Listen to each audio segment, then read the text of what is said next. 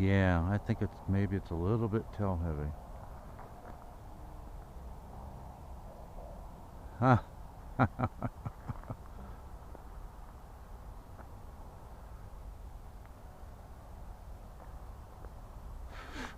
Let's try to roll the other direction. Yeah, the rolls are just really, really slow. Alright, I've got it in fully stabilized mode for launch. After doing one test flight on it, the balance seems to be way off. I pushed the battery all the way forward this time. It seemed like it was tail heavy, and it also seemed like the roll rate was extremely slow. So I think in order to get a decent roll rate with this, it's going to have ailerons on the top and the bottom. That's what I think. So let's see if we can get it in the air again. Launching.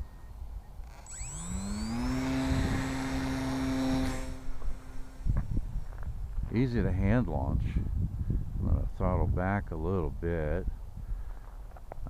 With this power system, the 7x5 prop that I've got on here on 2S, it looks like I'm going to be able to get about 6 minutes of flight, leaving 3.6 volts per cell, flying it the way I was flying it in the first one. Okay, so I'm not getting nearly as much of the porpoising out of it as I was getting before, which is good, but it would do some really well. See, there it goes again. I slowed down a little bit, and it's starting to do that porpoising again. So I don't know, I may need some weight on the front of it. I'm going to slow down even more here.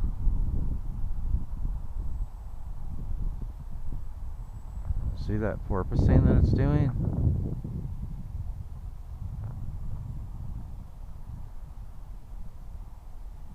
Putting quite a bit of rudder in it to get it to turn.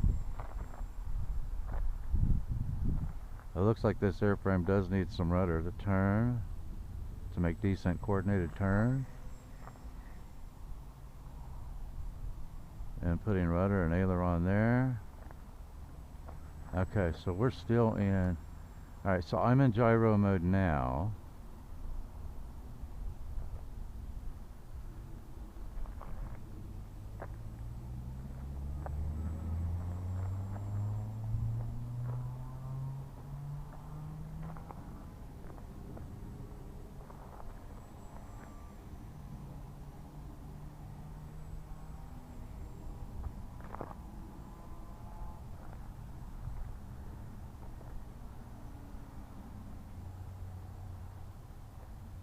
So not bad power on 2S with that 7x5 prop.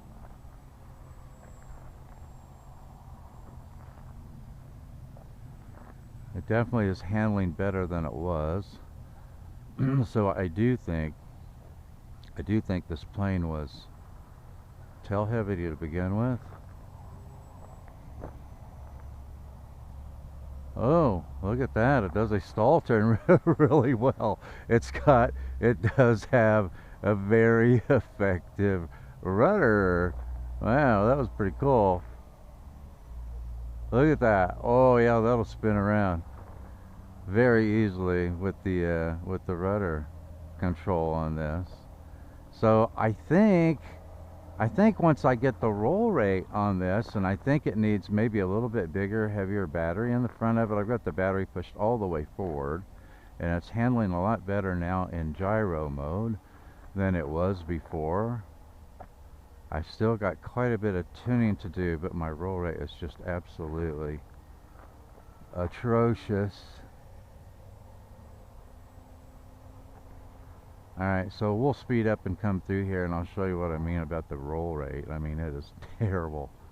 It is really just terrible. Okay, here we go. Okay, look at that. That completely stalled there, just trying to keep the nose up on it. It is just terribly, terribly slow. And I have, you know, mechanically, look at that. Mechanically, I have a lot of movement on that aileron, on that lower wing. It's just, I just think that you need them. I think you need ailerons on the top and the bottom of the wing. So I'm going to end up putting larger servos in it. and I put linkage and put ailerons, cut ailerons on the top wing as well as the bottom wing. I'm really happy with the control authority on everything else. On the elevator, I'm happy with the control authority on the rudder, definitely. Alright, so let's see if we can put it back into fully stabilized mode and see if we can bring it in and keep out of the ditch this time. See if we can slow it down. I'll go one more trip around. See if I can slow it down a little bit more.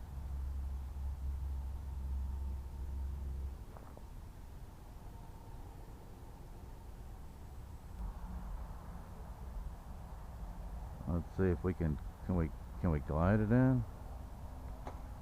Oh man, that hurt. Right in the ditch. I was hoping I could glide it in, but it didn't work out very well. It's better on the second flight than it was on the first flight, that is for sure. Got some modifications I've got to do to it and some adjustments yet.